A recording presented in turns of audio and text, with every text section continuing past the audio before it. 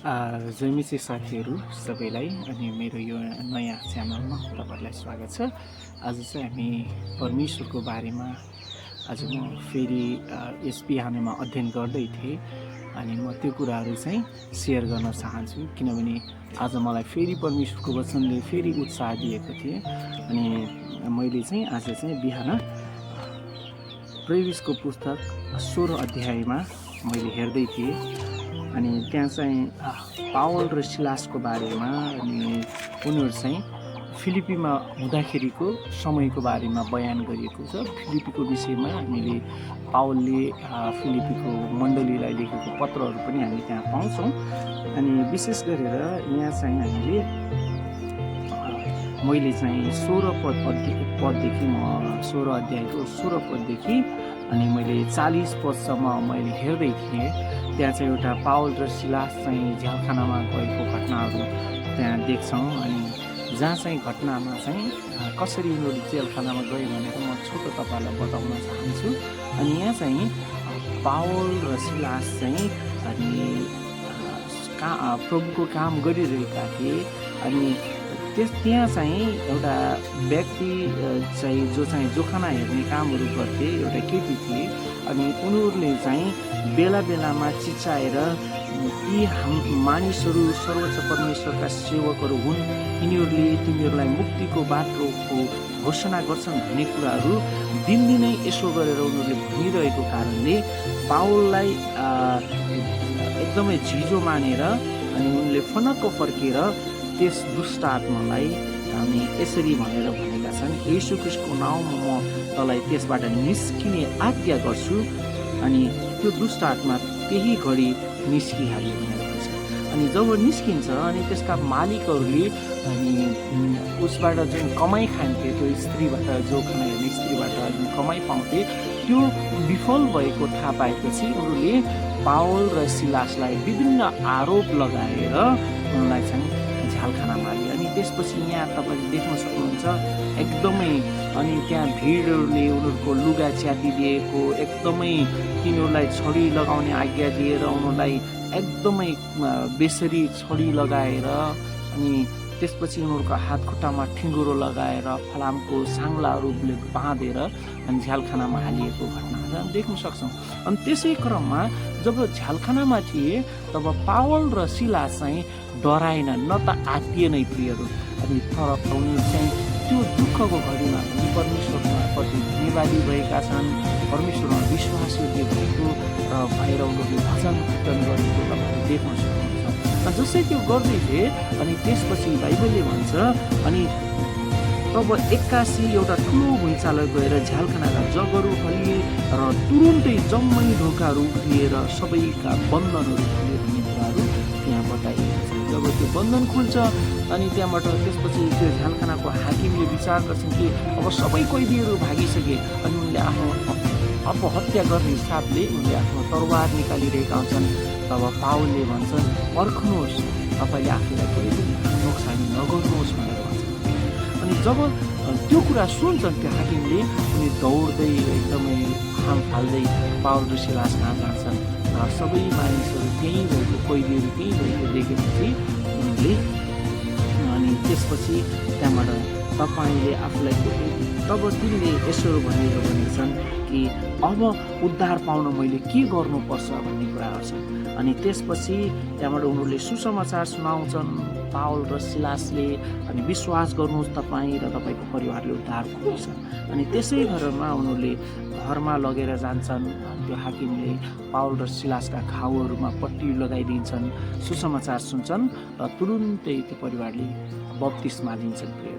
अनि सँगसँगै तपाईँले देख्न सक्नुहुन्छ र त्यसपछि अनि त्यो घटना घटिसकेपछि बिहान हुन्छ अनि त्यसपछि अरू हाकिमहरूले अनि सहरका बडा हाकिमहरूले अनि पावल र सिलासलाई अब उनीहरूलाई छोडिदिने निर्णय गर्छन्। अनि त्यसपछि उनीहरूले पावल र सिलासले भन्छन् कि हामी रोमी नागरिक भए पनि तपाईँहरूले हामीलाई बिना दोष बिना कारण नै तपाईँले हामीलाई दुःख दिनुभयो भनेर उनले हामी त्यसै जाँदैनौँ भनेपछि फेरि त्यहाँका हाकिमहरू, सहरका हाकिमहरू डराउँछन् र फेरि आएर पावल र सिलाससँग क्षमा माग्छन् र सँगसँगै अनि उनलाई अब यो ठाउँ छोडेर जानुहोस् भन्छन्। अनि पावल र सिलास जान्छन् र फेरि लिडियाको घरमा जान्छन् र लिडियालाई र सम्पूर्ण व्यक्तिहरूलाई उत्साह दिन्छन् र आनन्दित मनाएर त्यसबाट हामी गएको त्यो घटनाहरू देख्छौँ।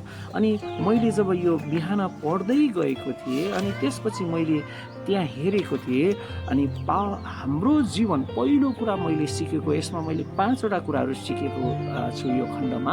अनि पहिलो कुरा के रहेछ भने हाम्रो जीवनमा अनि खराब दिनहरू र चुनौतीहरू कहिले पनि आउन सक्छ। हाम्रो जीवन सङ्घर्षपूर्ण छ।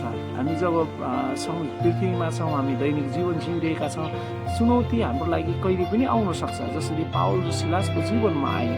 तर त्यो चुनौती सामना गर्नुपर्छ भन्ने कुरा हामीले जहिले पनि हामी तयारी हुनुपर्छ। अनि कसैले पनि तपाईँ र मलाई भन्छ प्रभुमा विश्वास गरिसकेपछि चुनौती आउँदैन, खराब दिनहरू आउँदैन भने हामी धर्ममा पर्नु हरेकको जीवनमा आउँछ निश्चित रूपमा। दोस्रो कुरा हामी त्यहाँबाट हामीले त्यो कुराहरू चाहिँ 16 पददेखि 24 पदसम्म हामीले त्यो कुराहरू कहिले कहिले हाम्रो जीवनमा आउने खराब दिनहरू चुनौतीहरूको बारेमा हामी सिक्न सक्छौँ। अनि दोस्रो कुरा मैले सिकेँ अनि त्यही प्रेरित 16 अध्यायको 25 र 26 पदमा हाम्रो जीवनमा खराब दिनहरू आए पनि हामी परमेश्वरमा धन्यवादी हुनुपर्छ र हामी विश्वासयोग्य हुनुपर्छ। अनि विश्वासयोग्य भनेको के हो भनेर धेरैजनालाई हामीले सुनिरहेको प्रश्न हुनसक्छ। विश्वासयोग्य भन्ने शब्दहरू, विश्वासयोग्य भनेको जुन कुरामा हामीले परमेश्वरमाथि विश्वास गरेका छौँ त्यो विश्वासलाई हामीले पक्रिराख्ने, हामी दायाँ बायाँ नलाग्ने। जसका हामीले दोस्रो कुरामा हामी त्यस्तो दिनहरूमा पनि हामी प्रभुमा धन्यवादी हुनुपर्छ। अनि जब धन्यवादी हुन्छौँ, जब चुनौतीमा सामना गर्दाखेरि तब के हुन्छ भनेर तपाईँ र मलाई परमेश्वर लाग्छ। अनि धेरै मान्छेले हाम्रो सङ्कष्टले हामीलाई के फाइदा हुन्छ र भन्ने विचार गर्छौँ। तर जब हामी प्रभुमा धन्यवादी हुन्छौँ र परमेश्वरमा विश्वासयोग्य हुन्छौँ र तेस्रो कुरो तब त्यहाँ घटनाहरू हुन्छ। त्यस कुराले चाहिँ के हुन्छ, हाम्रो वरपरका मानिसहरूले उद्धार पाउँछ। तपाईँले देख्न सक्नुहुन्छ पावल र सिलासले गरेको धन्यवादीपूर्ण प्रार्थना विश्वासयोग्यताले त्यो जेलखानाको हाकिम र त्यसको परिवारले उद्धार पाएको छ। त्यस कारणले गर्दाखेरि हामी धन्यवादी र प्रार्थना यो विश्वासयोग्यता हाम्रो आफ्नो लागि मात्र होइन, तर त्यसले वरपरको मानिसहरूको जीवनमा पनि आशिष ल्याउँछ, उद्धार ल्याउँछ। अनि यो जब हामी धन्यवादी र अनि विश्वासयोग्य हुन्छौँ अनि दोस्रो कुरा के हुन्छ त, पहिलो कुरा चाहिँ हाम्रो वरपरको मानिसहरूले आशिष पाउँछ, उद्धार पाउँछन्। र दोस्रो कुरा हामी देख्छौँ कि अनि परमेश्वरले हाम्रो खराब दिनहरूलाई आशिषमा परिवर्तन गर्नुहुन्छ र हामी विजयमा परिवर्तन गर्नुहुन्छ। अनि तपाईँले देख्न सक्नुहुन्छ, तपाईँले त्यहाँ 35 पददेखि 39 पदसम्म जब उनीहरूले प्रभुलाई धन्यवाद दिए अनि विश्वासयोग्य भए तब परमेश्वरले त्यहाँ काम गर्नुभएको कुरा देख्नुहुन्छ। अनि त्यसपछि त्यो सहरका हाकिमहरूले पनि उनीहरूमा दोष भेटाउँदैनन् र उनीहरूलाई सित्तैमा छोडिदिन कोसिस गर्छन्। अनि त्यसपछि परमेश्वरले त्यति मात्रै नभएर पछि तिनीहरू आएर के गर्छन्, तिनीहरूसँग क्षमा मागेको, पावल र सिलाससँग क्षमा मागेको घटनाहरू हामी देख्न सक्छौँ।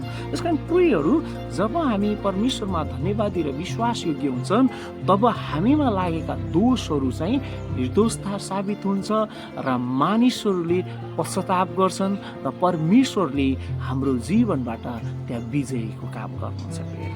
अनि तेस्रो कुरा चाहिँ के हुन्छ त, हामी जब प्रभुमा धन्यवादी हुन्छौँ र विश्वासयोग्य हुन्छौँ त तेस्रो कुरा के हुन्छ त, हामी अर्को कुरा हेर्छौँ, अब हाम्रो कारणले मण्डलीले पनि आशिष पाउँछ। प्रियहरू, तपाईँले लास्ट 40 पदमा देख्न सक्नुहुन्छ, जब पावल र सिलास जब झ्यालखानाबाट छुटेर गएका छन् त्यसपछि मण्डली पनि उत्साहित भएको छ।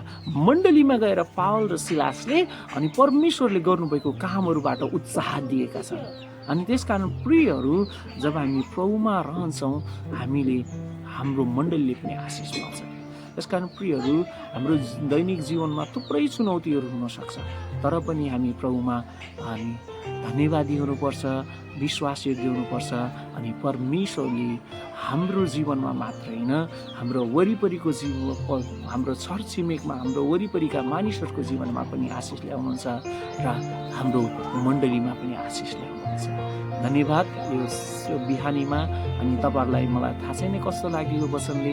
यदि तपाईँहरूलाई साँच्चै नै परमेश्वरबाट उत्साह पाउनुभएको छ, यस वचनबाट तपाईँ अझै उत्साहित हुनुहुन्छ भने तपाईँले कमेन्ट गर्न सक्नुहुन्छ, फलो गर्न सक्नुहुन्छ, लाइक गर्न सक्नुहुन्छ। र मैले के सुधार गर्नु कुराहरू छ भने तपाईँले फेरि पनि मलाई कमेन्टद्वारा सुझाव सल्लाह दिन सक्नुहुन्छ। र म यसरी हरेक बिहान परमेश्वरको वचनबाट मैले सिकेका कुराहरू म तपाईँहरूसँग सेयर गर्नेछु र तपाईँहरू पनि त्यसमा आशिष पाउन सक्नुहुन्छ। हस्, धन्यवाद हुन्छ। जय मसीह।